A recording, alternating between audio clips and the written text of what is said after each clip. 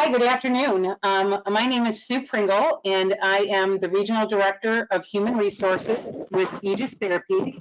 I'm excited to be here with you this evening.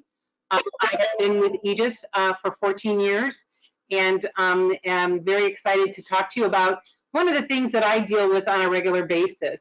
And so with me this evening is three individuals who I work with closely as leaders within our organization.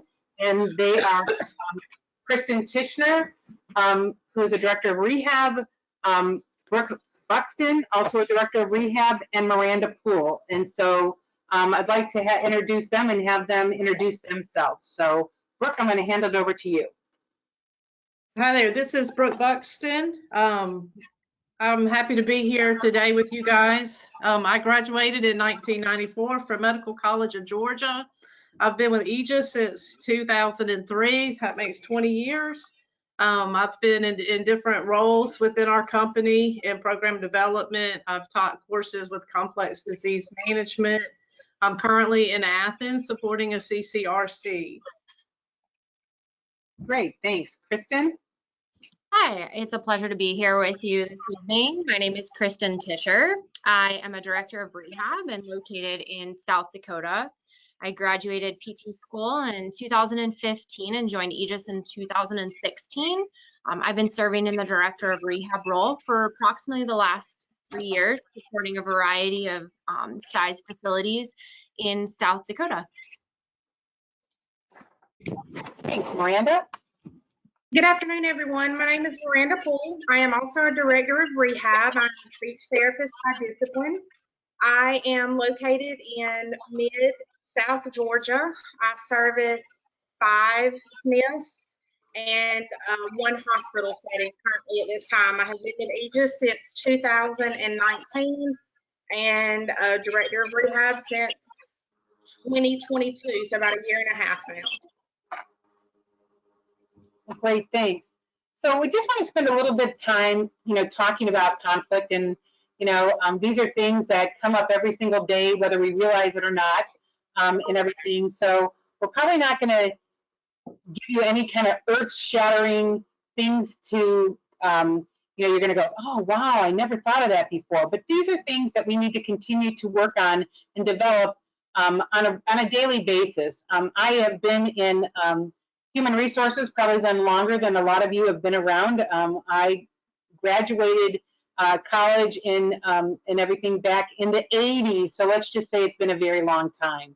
So what I want to just talk to you about in regards to the program is that when it comes to conflict, we really often try to either avoid it or ignore it, and we really then try to smooth it over without really addressing the root cause of the issue. And sometimes we even try to get into that win-lose confrontation. And so we feel that sometimes there has to be a winner or a loser. And so the approach is, most of the times with conflict, is about power. And that power sometimes is used at the expense of the other person's feelings. And so yet we're still able to resolve the issue that maybe we've come to try to fix. And so part of conflict is, any dynamic bit happens in any organization, and it arises because people care and they're passionate, and they want to do their job well. It's beneficial to have conflict at times because when the focus is on finding the best solution, that's really what we all want. But it also can be very destructive when the focus is on people and the focus on winning, and we don't want that to happen. So elements of conflict is that the elements exist during a time where you're helping to identify the cues that trigger the emotional reaction. And how many times have you been told when you're dealing with a situation or anything, or you've talked to maybe your human resources professional, it's like, we need to take the emotion out of it. So the emotional reactions are what we need to take out so that we can better manage them. You'll also learn how to build on communication strategies that are going to allow you to better identify that other person's perspective so the communication can be enhanced. conflict then can be resolved, and then business outcomes can be accomplished. We're going to have some examples too at the end, and it's going to be, we really want this to be, we'll open it up and we'll want it to be interactive. Some of the elements that exist during conflict is that there's really an underlying structure in all conversations that we have. No matter what the issue or thoughts and behavior are, there's really three elements. And that elements are about feelings, about what happened, about feelings, and then the identity. And really, in addition with each of these elements, lie really predictable errors that can truly distort our thoughts and then our behaviors, and then they can get us in trouble and lead us into conflict. So the what happened part. So the most difficult conversations involve disagreements about what has happened or what should happen. Who said what, and then who did what? Who's right?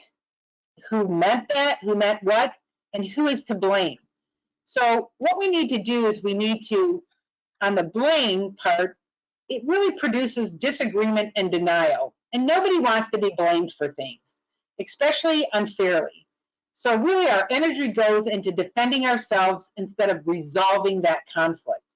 And it's often difficult to see how we have contributed to the conflict and in which we're involved in. Sometimes in situations that create conflict, the what happened is the result of the things both people did or they failed to do. So in taking time and talking about blame then distracts us from really going in and exploring why the things went wrong. We want to know what the root cause of what went wrong and what those things might be that we need to do to correct in order to move forward within any kind of situation. And this can be in just issues with individuals within your department, individuals within the building, family members as well. So elements that exist during conflicts also can involve feelings. In every difficult conversation, we have to ask and answer the question about feelings. Are my feelings valid? Are they appropriate? Should I acknowledge or deny them? What do I do about the other person's feelings? When conflict is not just about what happened, but it's also, we know about the emotion of it. And in fact, when difficult conversations are had, at the very core, it's truly about feelings. And it may be, the differences on how to do something, and that's your feeling. The question is not whether strong feelings will arise, but it's how to handle them when they do come about. And then the other elements that, again, we said that exist during conflict is the identity. And at the same time we're experiencing conflict with another person, we're having an internal conversation with ourselves about what the situation means to us. How many times when you've been confronted, maybe as a leader, or even as just a staff member, that somebody's coming in to conflict, say something to you, that you're, rather than truly listening, you're trying to figure out what your answer is going to be. So we have to conduct an internal debate over whether the situation means we're either competent in that what's being talked about or incompetent. A good person or a bad person? Are we worthy of acceptance or are we unworthy? And our answers to these internal questions determine truly in a large part whether we feel balanced during that conversation or whether we feel off-center and anxious. So it's really all about who we are and how we see ourselves. And every difficult conversation involves dealing with all of these elements. So engaging others successfully really requires that we learn how to operate effectively in each one of those areas. Managing all of them, all three of those simultaneously, at times can seem very difficult. But it's really easier than facing the consequence of engaging in conflict without knowing what to expect. So we talk about two sides of conflict. So when conflict exists, Many people respond from a personal side when they really should be responding from a business side. And that conflict is usually not a personal issue, but arises because of the differences of thoughts or ideas. When we have individual concerns, let's say you're having a heated conversation with another person and they keep coming back to you with a comment that's such as, I've never, or my view is, my experience has been, or I know how. What is their true focus? What is their focus? Whose issues are they most concerned with at the moment? Is it their own, or is it somebody else's, or patients, family members, etc.? These type of responses truly demonstrate that the individual is concerned about what their individual needs, concerns, or wants are. And they're looking at or experiencing an issue based upon how it affects them personally. And truly, this is a natural response for all of us. We've all spoken or expressed ourselves from our own personal viewpoints. But when we're in business, we need to focus it on a different way. Where do we want them to be? We want that person to be focused on the business. When individuals are focused on personal concerns, they can't put the emphasis on the business task at hand, and they lose focus of that. So your role as a leader is to help the individual move his or her focus from personal concerns to business concerns. You want that person focused on the business issue and the business outcome, and that's best for everyone. There is where the work needs to be done, and then that's where then the decisions are made. So when we have conflict, we're going to take a few minutes and we're going to look at the 3 communication approaches that you can use to help an individual change their focus from personal aspects to business outcome in terms of looking at managing emotions. So however you can do this, you're first going to have to make sure that you're not focused on your own feelings during the conflict, and you need to manage your own emotions. When pushback happens, we often become defensive, and we can find ourselves taking things personally. We feel as if we are being blamed unfairly, so we strike back with word choices and tone that potentially can escalate that conflict. If you and the other person are both letting personal feelings rule the situation, chances are there's not a lot of business that's being accomplished. So managing your emotions truly means that you're being aware of how conflict personally affects and impacts you, and having strategies and techniques that allow you to stay calm and collected and focus on the true issue. Remember, don't take things personally. And I'm going to tell you, as being, in my role that I have had at over, 40 plus years, it's hard sometimes. You feel like you're being attacked personally. You have to step back and remove that emotion from it. So with the communication strategies, moving someone from his or her personal viewpoint to the business viewpoint is really, truly not that easy. And so we really want to remember there are three elements that influences our thoughts. It's our word choices and our actions, our thoughts, our actions, and our word choices. A lot of times think about just tone. I mean, I don't know about you, but my children have told me I just have a tone. They know whether I'm calling them because it's a good thing or it's a bad thing. My daughter says when I use my Snow White voice, hi, come on in, they know that that's not a good thing. When mom starts using Snow White voice, it's not a good thing. So we really want to make sure that we're managing our emotions. We also need to help choose communications approaches that are going to help the other person change their focus from a personal outcome to a business outcome. And the approaches we'll be discussing are influence the emotional reaction, provide support, and come face to face. And a lot of times, you guys, I know it's difficult, things are in the moment, and if you can't handle a situation and somebody comes to you and they're in your face, you may just have to step back and say, I know this is an important thing that you want to talk about, but right now I'm in the middle of XYZ. Can we set up a time and talk about it? Unless you know there's something that's emergent and that you're going to have to address immediately. So the influence, the emotional reaction is really when you encourage the person to articulate in their concerns or feelings. So in other words, you really want to encourage them to vent. Conflicts have multiple sources, have multiple layers, as you can imagine. So it's difficult to arrive really at a long-lasting solution unless you deal with all the real causes of the problem.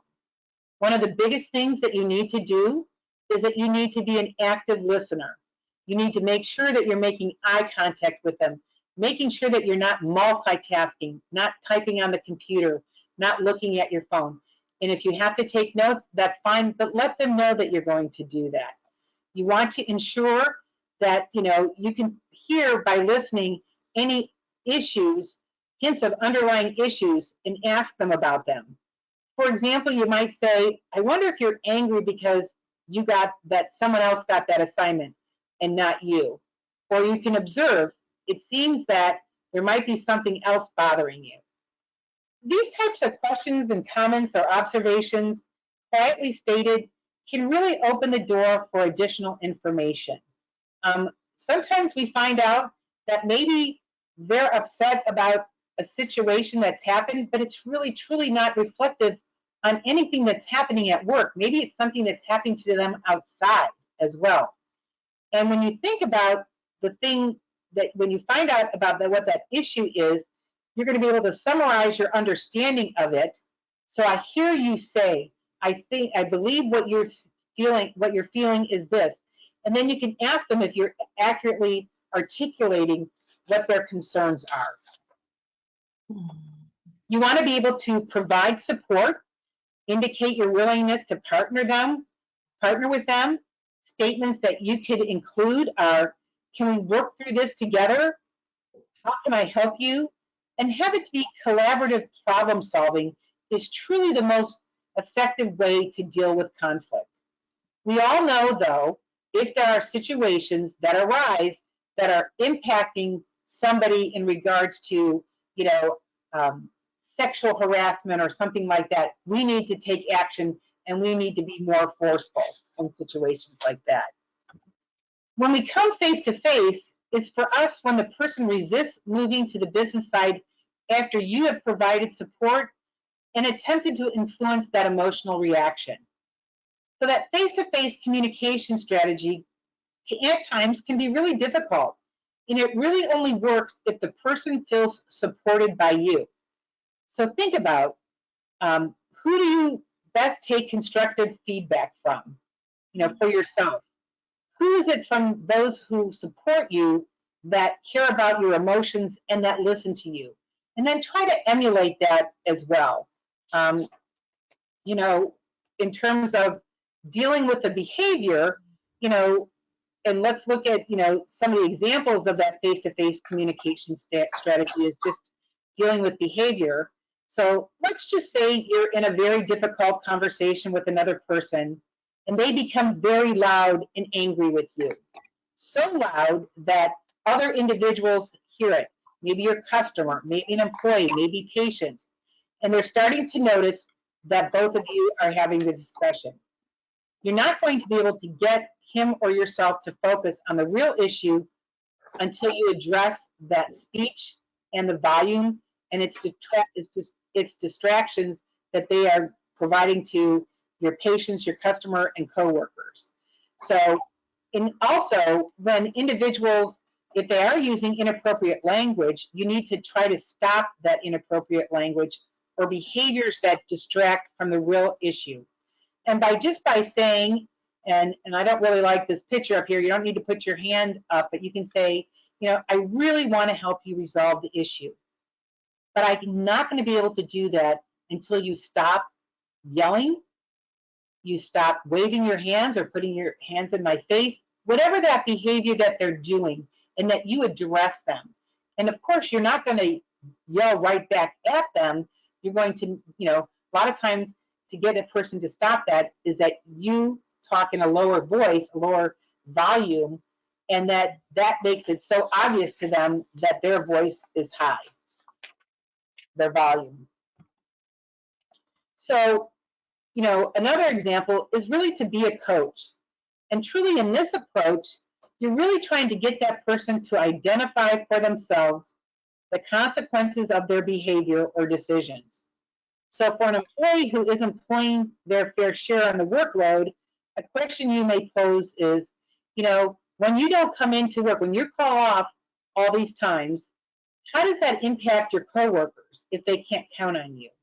You can also ask, you can't go down that path, but what will be the result if you do, if they confront people inappropriately, and so we also just want to make sure that we want to ask them, what other options do they think would be available to accomplish the same outcome at the end. And then finally, we really need to talk about if the person has to make that decision. And in this approach, it's really clear that the person is not going to budge if they're digging their heels into the ground and they're placing you in a position of telling them that your decision stands and that you are asking them to follow your directions. You might say something like, it's clear that you and I are not going to reach an agreement, and my decision is final. Can I count on you to go along with it? Or you could say, as much as I would like to come up with a resolution that will work for you, we aren't going to get to agree upon this issue. And I am not willing or able to change my decision. Are you willing to comply with this decision?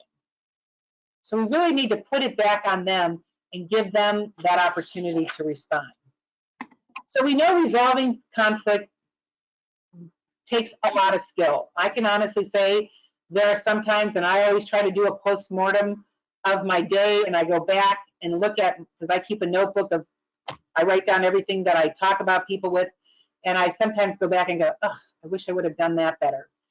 So we're constantly working on it, and it does take practice. If you're having to have a difficult conversation with an individual, reach out to that mentor, reach out to your manager, reach out to human resources, and ask if you can go through it with them, if it's something that you've set up an appointment to talk with somebody about, and do a mock run through of it. As you build a skill in the area, you are going to be successful in all these challenging conversations that come your way, and then also more involved, in terms of coming to the right conclusion and decisions. So I just want to follow up and go through the summary of the points that we talked about. Again, I said resolving conflicts takes practice. It really does. You want to be able to quickly identify the cues. You want to be able to manage your emotions and respond accordingly. And in the long run, you'll find out that you're involved in conversations that are more constructive rather than destructive, because we all know what happens when things go the wrong way with destructive. There then becomes that lack of trust. And then you help not only yourself, but maybe that other individual that you're talking with to maintain your dignity as you work together to resolve the conflict. So the training, we cover components necessary to help resolve conflict. We discussed elements that exist during conflicts and how to manage your emotions. And we covered a variety of communication strategies that can help change a person's focus. And really, by developing these skills, you'll be better prepared to resolve conflict.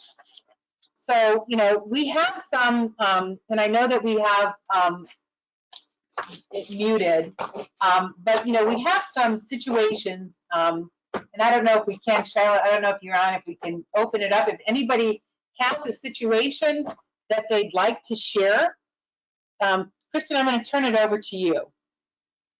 Thanks, Sue. So we know that each of you encounter your own unique and challenging conflicts each day, depending on the setting that you work in, or depending on what your level of management may be. And the conflicts that arise can be anything from conflicts with coworkers, peers, customers and administrators, patients, families, or even that nursing to therapy dynamic. And before we share our scenarios to review, we would really like to open things up to address situations or scenarios that perhaps any of you have that involve conflict, so that we can assist you in finding a solution or having a discussion surrounding that solution. So if you have a situation that you want to discuss or open up for the panel to discuss, go ahead and enter that down into the chat box.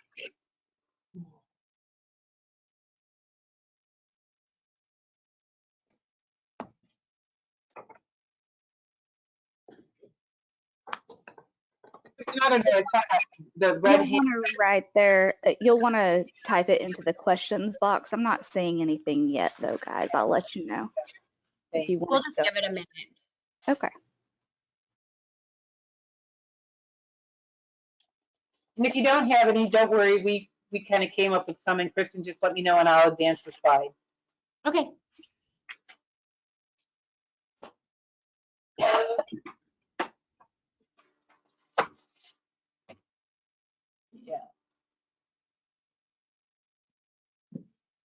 I don't see anything, Kristen. I think you want to move forward. Yep, go ahead and let's bring up the first scenario and we'll read through that. All right. Yeah. Yep, so I'll go ahead and read through this, and hopefully we can get everybody involved in interacting on solving this issue. So we're going to talk about a customer conflict to start with. Your ED or administrator at your facility requests a meeting with you to have a conversation regarding the perception the facility staff has of your program manager. Communication is a very large problem identified by your ED. You are told that the program manager is very curt when talking with the facility staff, and the information is not clinically conveyed during the weekly clinical meetings. Additionally, that ED does not feel that the program manager shares the initiative to grow the program to meet the changing landscape of the therapy culture. However, the program manager is very skilled at managing the therapy team, examples being productivity, scheduling, and organization of the therapy document, and takes constructive feedback from you very well. During the meeting, the ED requests a change in program managers due to the aforementioned perceptions and problems. However, they wish for the program manager to remain with the facility as a treating therapist. The program manager is unaware of the perception in the facility and therefore has not been given an opportunity to make any changes. So first off, we want to open this up for a little bit of discussion. Does anyone have any suggestions on how, what would be the first thing that you would do in terms of tackling this problem?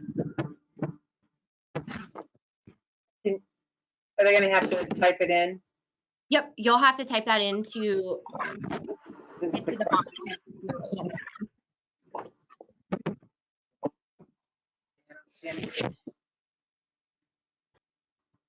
Okay, discuss it together.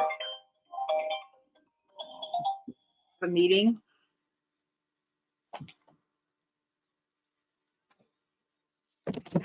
Yeah.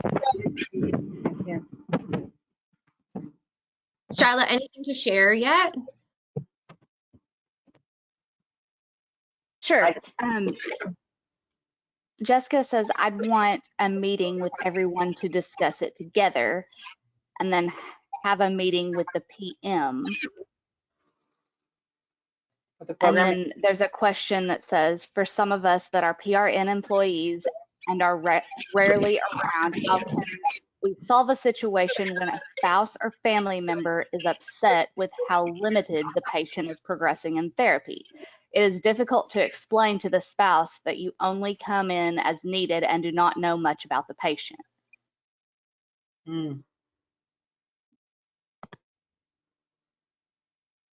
That's a really, let's kind of levitate towards that patient and family interaction, and talk about that a little bit. It is a little bit of one of the examples that we do have upcoming, but that's a really, really great example of a problem that a lot of staff do encounter, being is that they do come in and they see them on such a limited frequency and limited time of interaction.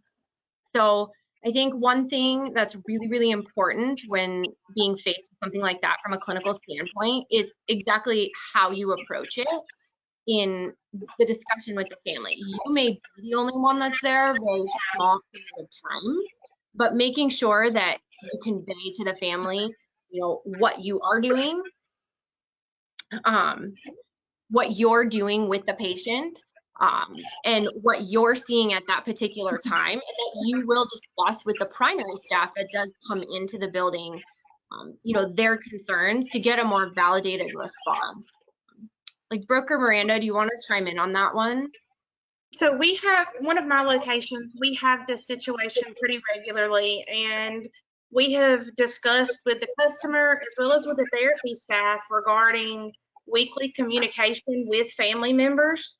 And we make that a point during our therapy session to include the resident so they know how they're progressing with therapy, as well as to get the family involved.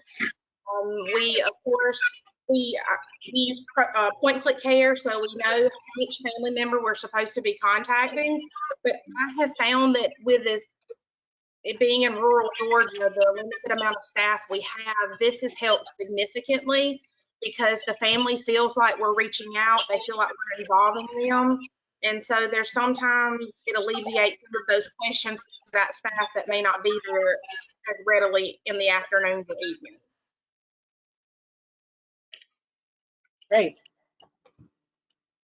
Have anything else, Shyla? Not at this time. Okay.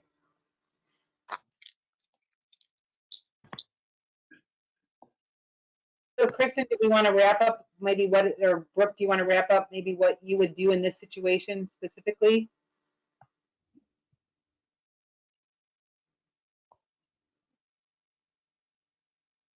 Yeah. So I think somebody commented having a meeting with everyone together to kind of discuss the problems is definitely a great way to really get the issues out on the table and have those meaningful discussions about exactly what that perception is. I think we see that a lot. Sometimes the customer's perception of something may be different than the reality of what is actually occurring.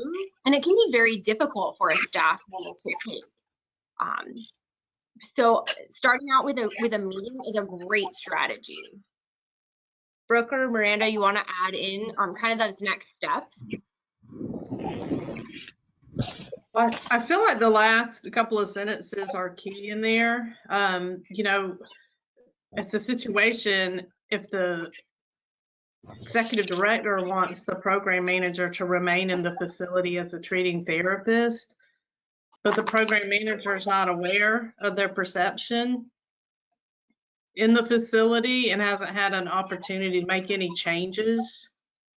You know, I would recommend to the executive director, because they're in a director role themselves, to request some time to spend with the program manager to make them aware of the concerns and to give them an opportunity to make change.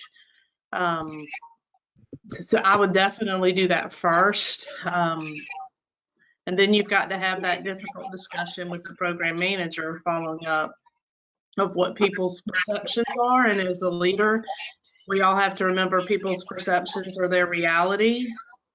And we have to treat that as that is the reality, even if you don't feel like it is. And so, you know, it's a really tough row to hoe to change behavior. And also just, it would be for the program manager, you know, emotionally challenging to accept that basically they're not accepted with their behaviors and to be given a chance to change. That's a real difficult situation for the, I guess, the area director and the program manager. And at the end of the day, the executive director to decide to give a time extension. So that's how I would handle this. And to kind of play off of what you said, Brooke, you know, people don't know what they don't know. And if they don't know other people's perceptions, it's really difficult for them to change and to have that good emotional intelligence to be able to adjust their behaviors to what is needed. Great. Go on. Yeah. I was doing my mouse over to the right one. There you go.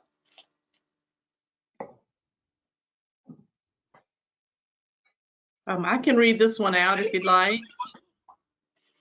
Okay, go ahead. Okay, this one we kind of touched upon with the feedback, but your loved one has had a CVA which has left him hemiplegic. While making some progress in a skilled nursing facility, he is still unable to transfer himself safely to the toilet or the shower and will need 24-hour supervision. Therapists predict he will require extensive assistance in the long term and is reaching a plateau. His insurance just issued a non-knock and his stay will no longer be covered after 72 hours. The wife and adult children have full-time jobs and are unable to provide this level of assistance or afford private pay for additional recovery time at the SNF. They feel he's not improving because he's not getting enough therapy, and they're posting on social media.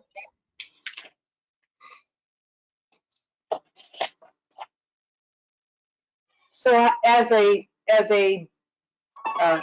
therapist or as a director, how do you confront that? How would you go about confronting that? Anybody have any comments they want to put in the box?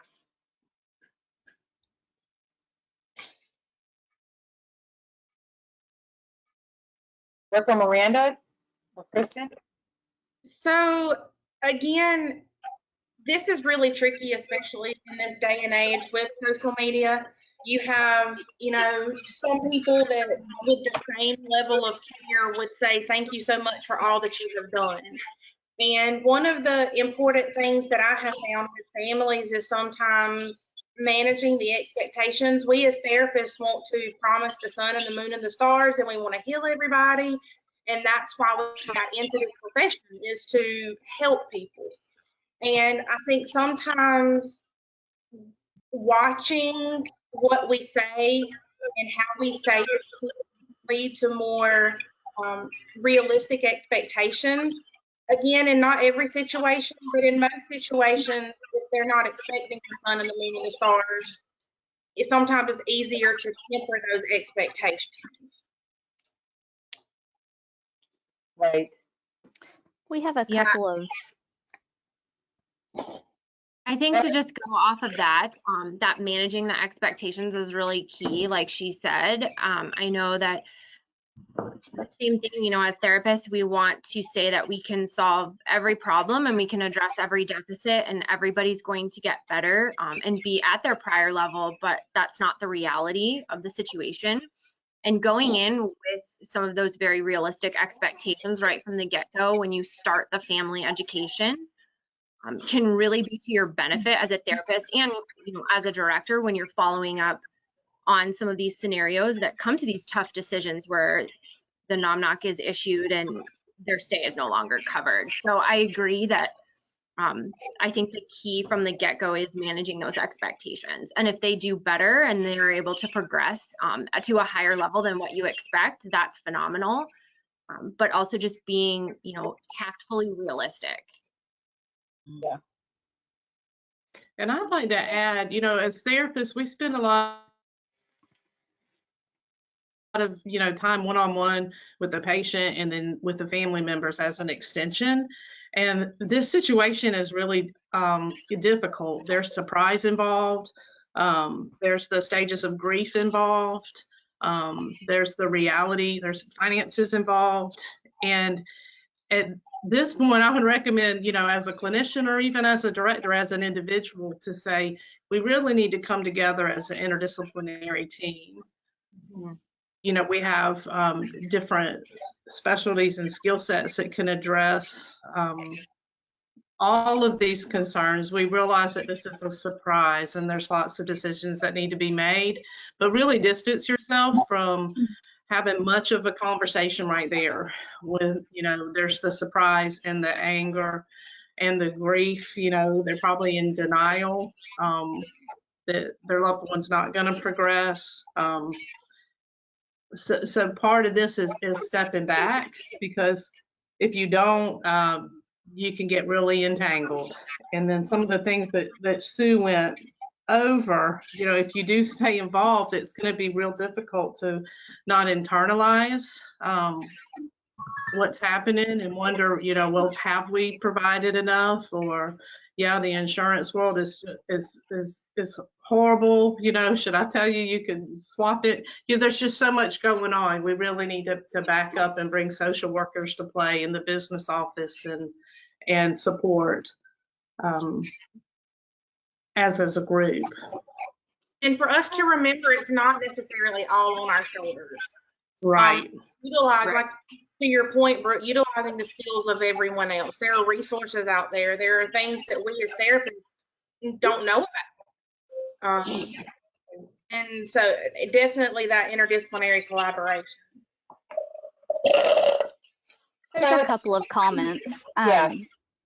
Jessica says, I would suggest them to attend a therapy session to see how things are going.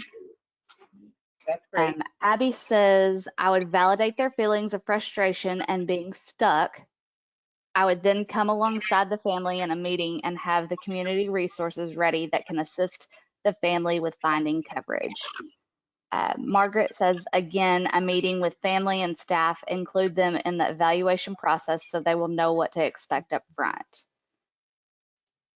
Valerie asked, was there a care plan meeting?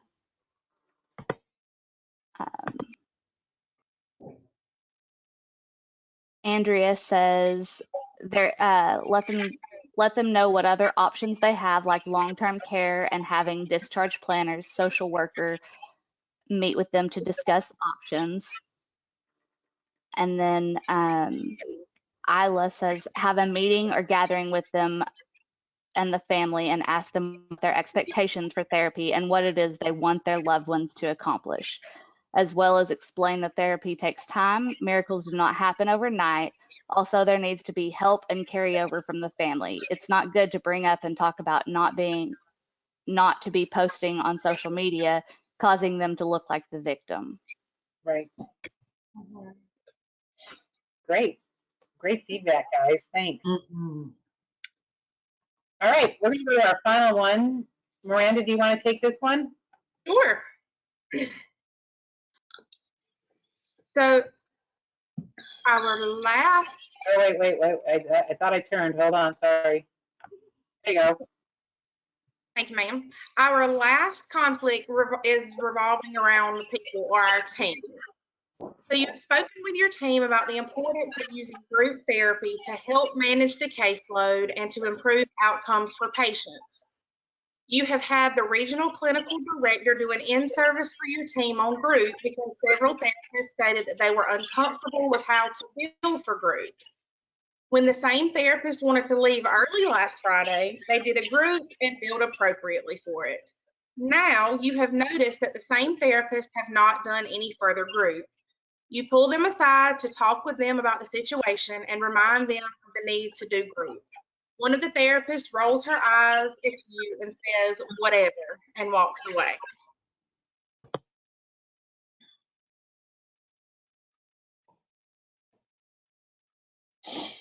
Any suggestions?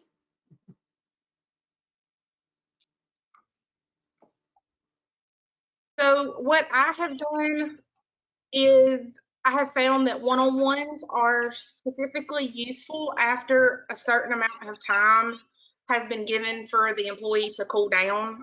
And maybe that's 10 minutes, maybe that's 15 minutes, maybe it's an hour.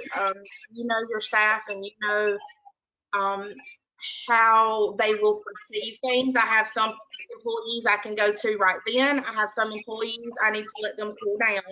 I definitely feel like this warrants a one-on-one conversation, not as a destructive conversation, but definitely a constructive, because that anger is coming from somewhere, and trying to get to the bottom of where the frustration is with billing this or doing what is being asked of them.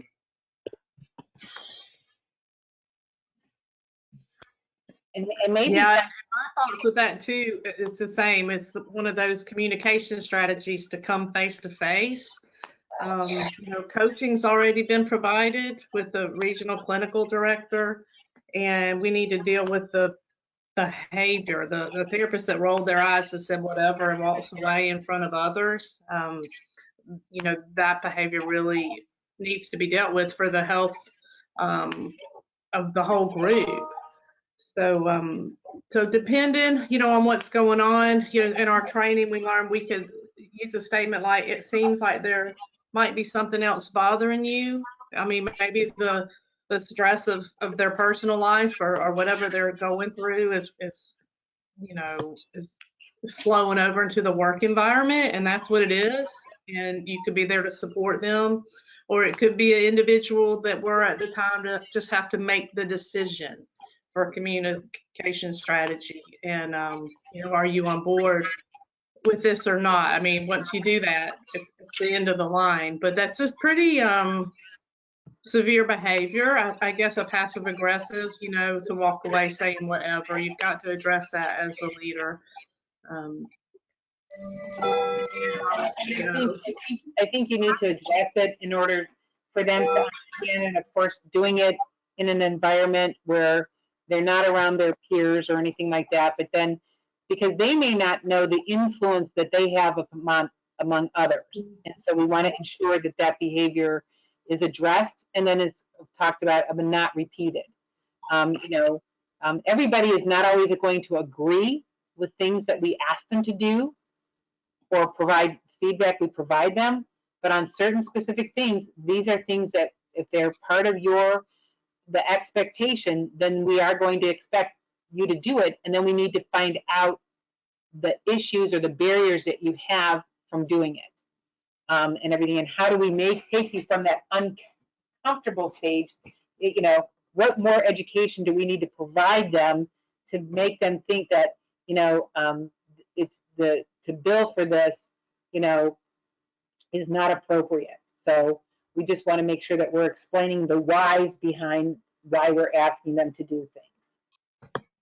And I think too, I've had a situation that was similar, and I had to realize that maybe I was not the best person to have the conversation with the individual that was upset. So I leaned on my superior, my supervisor, to have the conversation with those people, have that one-on-one, and removing me from the situation. They were able to, they felt like they could talk more candidly, and we were able to come to a better resolution. And it was not necessarily that I was the cause of the issue, but because I was the one that delivered the information, I was the one that was catching the grief for it. But removing myself from it and allowing them to talk to someone else alleviated a lot of the conflict.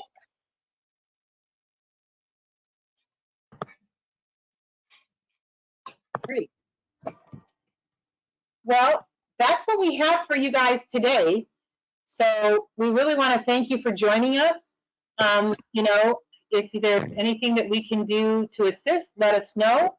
And thank you for joining us. I hope you all have a wonderful holiday. Enjoy the time off or any time that you have with family and friends, because life is short, so enjoy it. Thank you so much for your time. Thanks, Shyla. Thanks, guys. Thank you. Thank you.